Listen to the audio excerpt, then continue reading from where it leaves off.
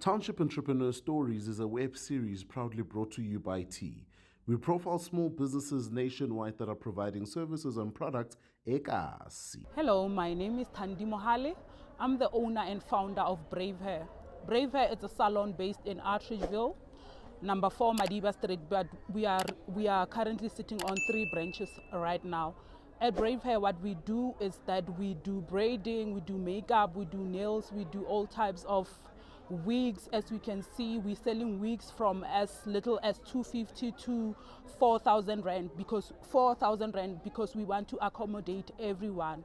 The thing that made me to start this business is that I started doing hair while I was 13 years.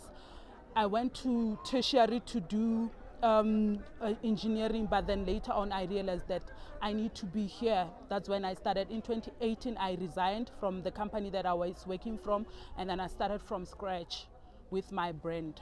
You can find me on Facebook as The Brave Hair, on Instagram is Tandi T Brave, on TikTok is T Brave 5, and my number is 079 570 8795. Hi, my name is Mohale and I'm a Township Entrepreneur.